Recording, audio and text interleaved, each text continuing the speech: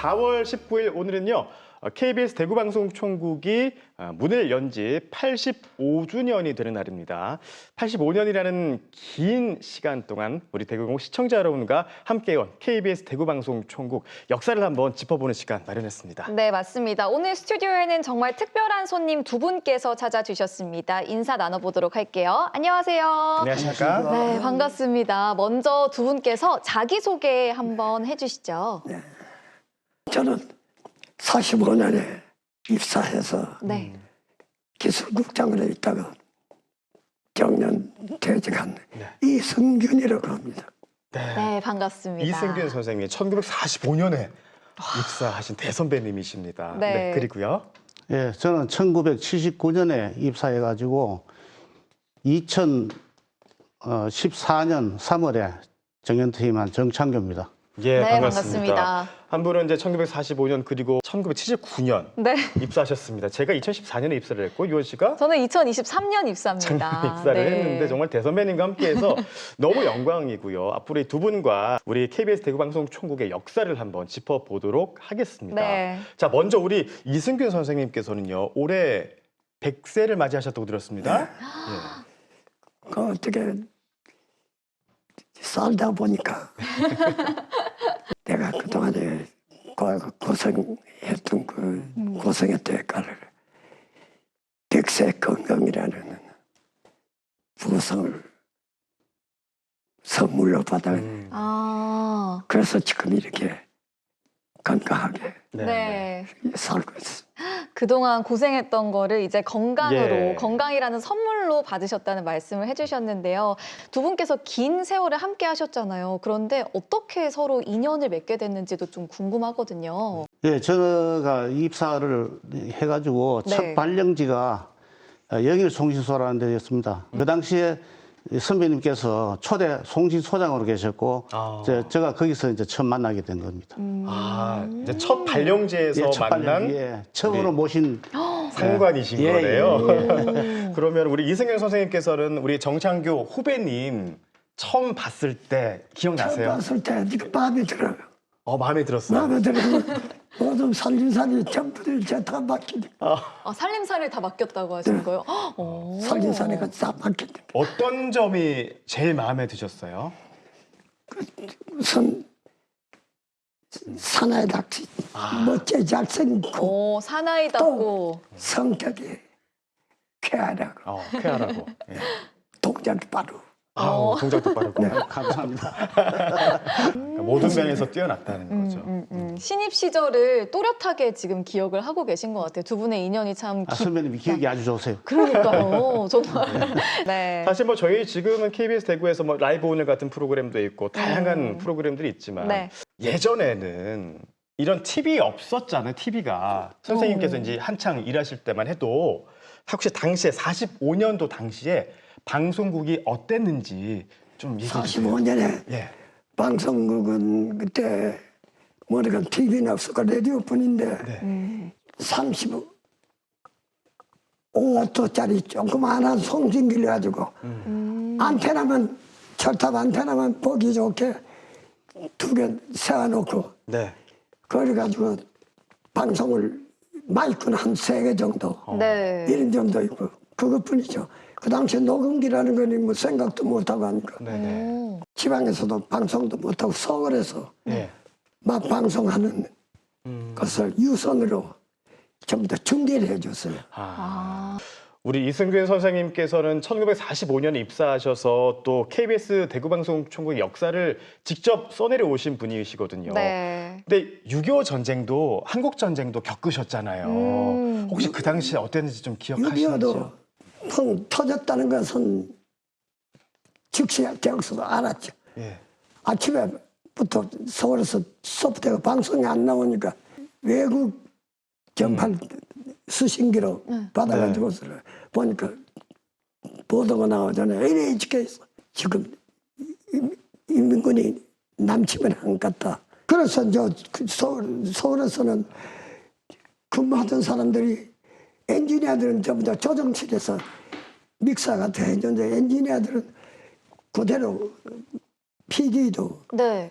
아침에 근무하던 사람 그대로 들고 튀는 사람들이 대전으로 내려와가지고 네. 대전에서 이 대구까지 다시 대구로 밀려온 거죠. 대구로 예. 28일경기가 네. 대구로 왔다고요.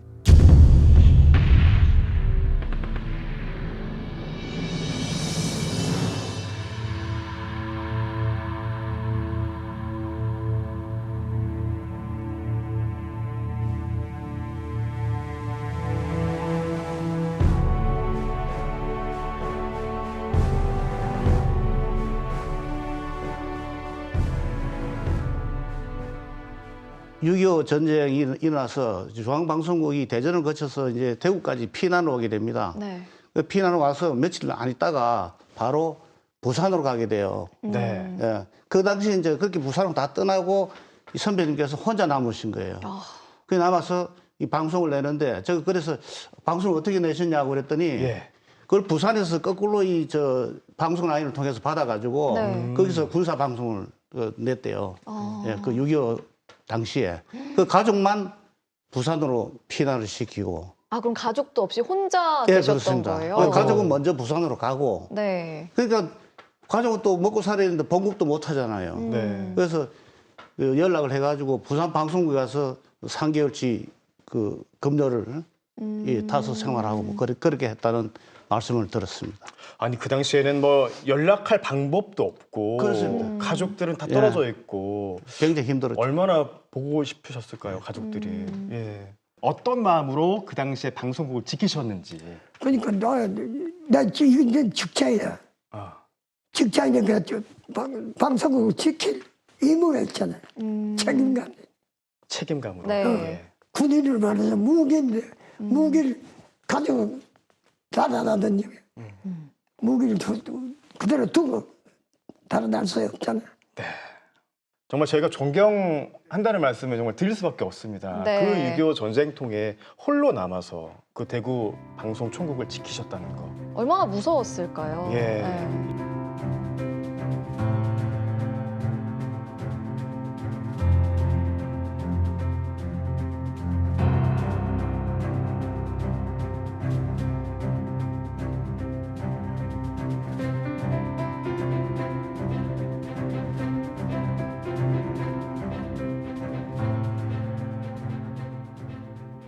육십 년대만 하더라도요. 60년대만 하더라도 TV 방송보다는 라디오 방송이 주를 이뤘었잖아요. 그렇죠. 혹시 60년대 라디오 방송이 어땠는지 기억하시나요? 60년대 예. 레디오도 상당히 귀했다고요. 그때는 네. 귀했으니까 박정희 대통령이 새마을 사업을 할 때 네. 앰프 촌 그러면서 레디오로 앰프를 구해가지고 네. 필리피스 앰프를 가져가고 서입해가지고 스피커 마그네틱 스피커만 만들어가지고 네. 전화선으로 저 시골 마을에 전부 다 이렇게 앰프촌이라 그래요. 그렇게 방송에 나갔던 거군요. 꽂혀가지고 이리 네. 줬는데 그래가지고 방송을 전부 다 듣도록 했는데 시골에서 그 이 스피커에서 소리가 나니까 하는 소리가 저 사람이 들어가 있다. 소리가 나오니까 갑자기. 그러다 어린애들 방송에서는 어린애가 또 나네. 어린애들 이런 웃지 못할 이야기였어요. 그렇군요. 네. 근데 제가 듣기로 뭐 요즘에는 뭐 공채 탤런트, 공채 개그맨들 있지만 네. 그 당시에는 전속 가수가 있다고 정말요? 들었어요. 그랬었죠. 전속 가수가 있었습니까, 선생님? 김상규라고 네. 또 나이가 저저 김충실인가 아나운서 김충진 전 김충진. 아나운서. 김충진. 김충진 아나운서의 예. 아버지야. 아, 부친. 그렇군요. 그 김상규가 노래를 시킨대. 네. 노래는 부르긴 잘 불러. 그래서 이제 돈은 한 번도 주지 못했어. 아, 돈을요. 무료로. 사례금은 그때 뭐 있어야지. 뭐 보세요. 사례금 들고 없으니까 공짜로. 그대로 그래도 저는 인기로 그냥 신나게 다녀서 불러줬다. KBS 홀에서 뭐고 말이야. 그 위안의 밤 할 때도 역전 그 공회당 앞 거기서 그 무대에서 그냥 노래도 하고. 그러니까 어떻게 보면은 이제 KBS 가수라는 타이틀을 얻고 KBS 홀이든 이런 데서 이제 공연을 할 수 있게 해줬다 그런 말씀이신 그렇죠. 것 같은데. 그분 네. 같은 경우는 이 대구에서 알아줍니다. KG홀이라는 데는 어떤 곳이에요? KG홀은 현재 그 대구역 앞에 네. 콘서트홀, 지금 콘서트홀이죠. 네네. 예, 그 자리가 과거에는 그 공회당이라고 그랬는데 네네. 그게 KG홀입니다. 아, 거기서 이제 우리 전속 가수분께서 예, 예. 공연을 했다는 거죠. 예, 예.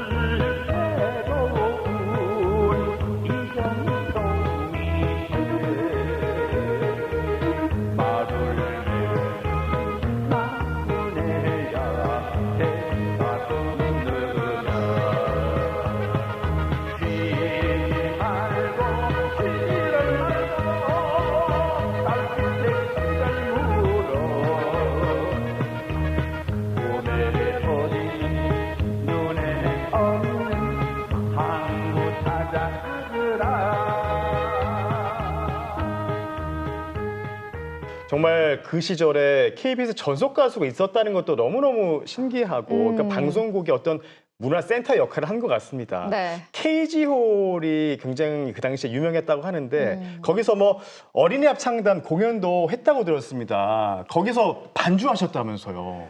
그리고 어린이 합창단에도 구성을 해놨는데도 네. 사례금 가는데로 줄 섰으니까 네. 어린이 합창단 지휘하고 반주하는 네. 선생님들 네. 호주면서 하래가지고 애들 간식도 하고 버스 비용도 주고 네. 이렇게 하니까 그 감당할 수 있어야지. 그래서 돌에 빠질 때가 있으니까 답답 하는 수 없이 내가 반주도 직접 하고. 하시고. 그러니까 선생님께서 간혹 뭐 못 오시고 상황이 있을 때 직접 반주하셨다는 거잖아요. 와. 대단하십니다. 할 사람 대체 만능이셨네요. 그러니까요. 만능이셨어요. 그러면 당시에 KG홀에서 어린이 합창단의 인기는 어느 정도였어요? 인기는 네. 인기는 좋았죠. 인기 좋았어요. KBS 공개홀에서 하면 네. 만 원이 돼가지고 그 754석인가 네. 좌석이 네. 그런데 입석까지 한 1000명 되거든. 그게 만 원이 돼야 꽉 차요. 꽉 찬 거, 1000명의 사람들이. 그 당시에 선생님 고교 야구 중계도 정말 인기가 많았었잖아요.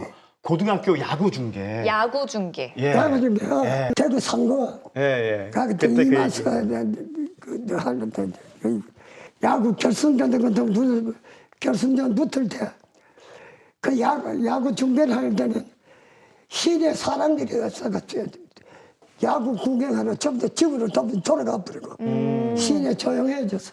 사람들이 안 다닐 정도로 야구가 인기 많았네요. 그 당시에는. 그 고등학교 중계를 야구가. 보려고. 사람이 다닐 사람이 없었다고요. 네. 전부 다 뭐 직장인 사람도 모두 전부 다 집에 가가지고 야구 보느라고. 그쵸. 아무래도 프로야구가 생기기 전이다 보니까. 네, 네. 그 프로야구 그거는 얘기가 안 되고 아주 오래된 얘기지만 네. 그 고교 야구가 인기가 굉장히 좋았어요. 엄청났나 네. 봐요.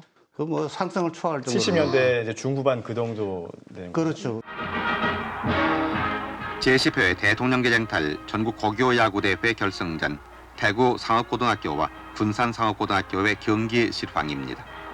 대구 상고는 처음부터 여러 차례 득점의 기회를 만들었으나 득점과 연결하지 못하고 결국 군산 상고가 1대 0으로 우승을 차지했습니다.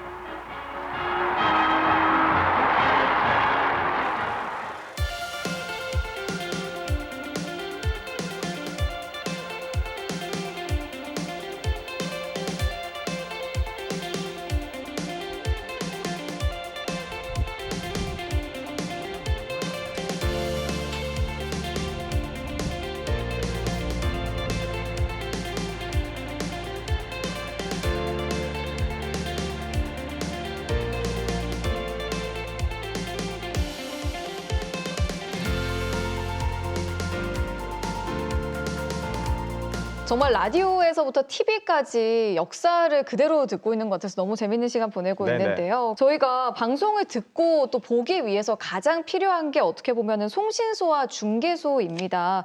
방송국에서 쏘는 전파들의 전달을 받고 또 송출하기 위해서 굉장히 중요한 시설들이라고 말할 수 있는데 네. 지금도 대구 경북 곳곳에 KBS 송신소와 중계소가 있는데 당시에는 직접 그 부지를 찾아다니셨다고 하더라고요. 직접 어떻게 그 부지들을 찾아다니신 거예요? 근데 난청 해소 사업이라 그래가지고 75년이지 그게 그 부지를 마련해가지고 네. 그 중에서 저 전기 끌고 뭐고 하는 건물 짓는 것도 예. 전부 다 내가 일일이 그 뛰어다니는데 지금 그때 뭐 그러면 지금 구미중개소 국미중개소. 구미중개소 영양. 영양중개소 예. 그리고 저기 경산도 있나요 혹시? 점천중개소 점천중개소 문경 쪽에. 예. 그래 중개소 그때 많았어요. 그리고 영일송신소 그 송신소인데 예. 건설도 거기는 방송국 송신소 세월 허가를 뭐 안 해줘요. 아이고. 작전 지역이니까 미사일 포대가 있는 작전 지역이니까 네네. 그저 안 되는 걸 서울에서도 허가를 받지 못하는 한소시 여기 내가 여기 방공호 사령관하고 직접 만나서 부딪히거든. 겨우겨우 이제 몇 군데 이제 송신소를 세웠다는 말씀이신 거죠. 너무 고생 많으셨겠습니다, 네. 정말로. 우리 정창규 선생님께서도 기술 부분을 장담하시면서 팔공산 송신소에서 15년간 근무를 하셨다고 들었어요. 그때 근무하실 때 어떠셨어요? 좀 어려움도 있었을 것 같고 그런데. 많이 어려웠죠. 네. 제가 팔공산 올라갈 때만 해도 네. 이 도로가 이 대구 외곽으로 빠지면 전부 비포장이고 오. 아, 그렇죠. 교대하는 데마도 그 하루 반나절 걸렸어요. 반나절. 아이고. 예. 그래서 교대하면 점심 먹고 올라가고 그 네. 정도였습니다. 근데 그거는 뭐 아무것도 아닌데 네. 이제 겨울에 폭설이 내려가면은 아이고. 고립되는 거 아니에요? 완전히 이제 그 차가 못 올라가니까 네. 이제 걸어서 올라가요. 걸어서 올라가는데 맨몸 올라가도 힘드는데 부속 부식 보따리 들고 이렇게 우물지고 올라가야 되니까 네. 아 그게 보통 일이 아니죠. 출근길이 그렇죠. 행군길이었겠습니다. 그러니까요. 매일매일이. 그 눈길을 뭐 거의 한 뭐 1.5km, 2km씩 이렇게 걸어서야 되니까 산길을. 굉장히 힘들었죠. 와. 예. 그 당시에 그 케이블카가 없었어요? 케이블카는 그거는 지금도 중특까지밖에 없죠. 아, 그래요? 예, 그건 뭐 케이블카는 생각도 못 하고 제가 너무 예. 우문을 했네요. 그 당시에는 예. 그 교대 근무를 4박 5일 교대를 했어요. 네. 한번 올라가면 이제 5일 만에 내려오는 거예요. 그 부식하고 이런 게 굉장히 힘들고 팔공산이 겨울에 예. 네. 영하 한 20도까지 내려가거든요. 아, 네. 예, 영하 20도 내려가는데 그 밤에 한번 나갔다가 네. 완전히 죽을 뻔했어요. 왜요? 체온이 떨어져가지고 아, 체온이 떨어져서. 잠깐 잠깐 나갔다가 들어오는데 아이고. 그 안에 들어와도 이 체온이 안 올라가요. 네. 그럼 병원도 없고 아무것도 없어요 거기. 그쵸. 그래서 혼자서 이 체온 올리는데 기억으로 한 서너 시간은 걸린 것 같아요. 안 올라가더라고요. 끙끙대면서 계속 오리려고 체온 올리기 위해서. 예, 예. 아이고. 한 번은 이제 아침에 그 자고 일어나서 네. 문을 넣으니까 이제 탁 열고 나가니까 계곡이 하나 쫙 생겨 있더라고요. 계곡이요? 계곡. 오. 없던 계곡이. 네네네. 무슨 얘기죠? 그게 뭐냐면 산사태가 났는데 아이고. 아이고. 밤새서 산사태가 나가지고 이게 한 2km 이상 이게 떠내려가 버렸어요. 산이 와락 무너져가지고. 아 그런데 그게 그 송신소 그 기초까지 네. 이 침범을 한 상황이었어요. 네. 조금만 더 심했으면 상황이 심했으면 그거 방송 아주 시스템이 마비될 뻔했던 큰일 나요. 거네요. 그래서 제가 긴급 복구 이제 중앙에 상신을 해가지고 네네. 지금은 거기 앞마당이 많이 넓어져 있어요. 옛날에는 거기 차가 못 내려갔어요. 좁았어. 예. 아찔했던 그런 기억인 것 예, 같습니다. 그건 뭐 예. 아주 큰일 날 뻔했어요. 우리 이승균 선생님께서는 긴 세월 방송을 많이 해 오셨잖아요. 그럴 때 어떤 게 좀 기억에 많이 남으세요? 기억에 남는 거는 그 내가 난청해소 사업 때문에 중개소 한다고는 그 집을 짓는다, 기계 설치를 한다, 그러니까 전부 다 내가 했으니까. 네. 내가 그 떠날 수 없으니까. 우리 집에 애가 그 감기 폐렴이 돼가지고 폐렴이. 폐렴 때문에 네. 그게 이제 병원에서 제대로 조치를 못한 거지. 폐혈증이 돼가지고서는 그냥 죽었어요. 가슴으로 묻으셨군요. 따님을 어쩔 수 없이. 그 내가 예. 출장에서 갔다가 돌아오니까 나보고 그때는 숨이 넘어가는 거예요. 그래서 대학병원으로 그냥 들어갔지만 이미 내는 거죠. 갔는 건데. 네. 그때 사실 가장 힘드셨을 것 서글했어. 같아요. 예. 이제 가볼 수 없었던 그 당시에 그 애끓는 아버지의 마음은 얼마나 또 아팠겠습니까. 예. 그러니까 나는 일만 하다가 가족들 돌보려고 하는 거 없이 애들 돌보려고도 없고 그러니 예, 예. 일만 하고도 공사가 있다 그러면 네. 좀 더 아주 내가 투입돼가지고 좀 더 공사를 하는 거야. 그러니까 이런 슬픔이 있는 줄은 저희도 미처 몰랐습니다, 선생님. 근데 일을 하다가 이제 따님을 어떻게 돌보지 못했던 그런 상황인 거잖아요. 혹시 이 방송국이 좀 원망스럽지 않으셨는지 그때 당시 그 일이. 그래 괜찮으셨어요? 우리 집 아식구가 예. 하는 말이 당신은 일밖에 모른다. 방송국 일밖에 모른다. 일밖에 모른다고. 방송국 일밖에 모른다. 그래서 통곡을 하고 그렇게 소중한 딸을 또. 아까워. 네. 네. 그러니까 내가 공을 다 들이놓고서 저희가 아까워 어떻게 또 그 아픈 마음을 다 헤아릴 수 있겠습니까? 예, 정말 고생 많으셨다는 말씀 다시 한번 드리겠습니다. 네.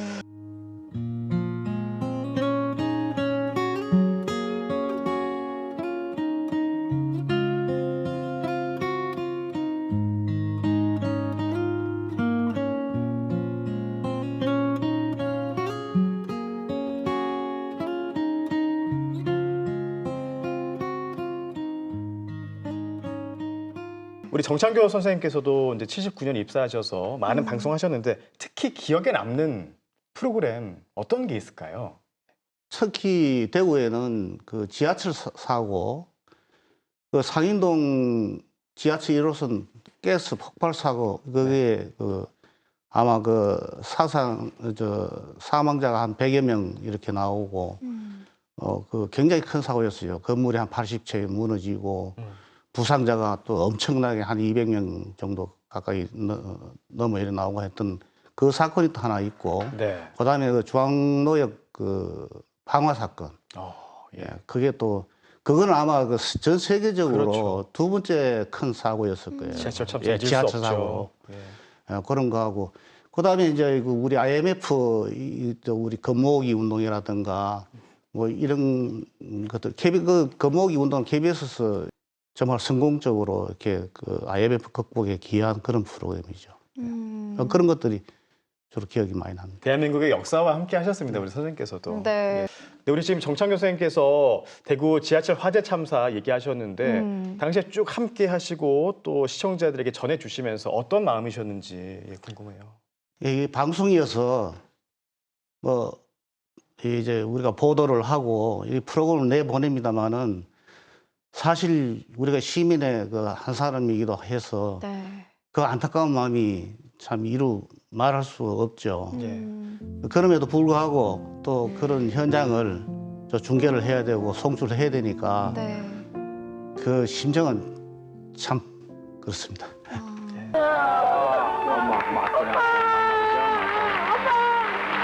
조용갑 씨는 징용으로 사할린으로 갔고 조용달 씨, 조용훈 씨는 돈 벌러 사할린에 갔다고 합니다. 나라를 살리자는 염원 하나로 장롱 속 금부치가 줄을 이어 세상 밖으로 나왔습니다. 2003년 2월 18일 이제 어느 누구도 잊을 수 없는 날이 되어버린 그날 대구는 눈물을 흘렸습니다.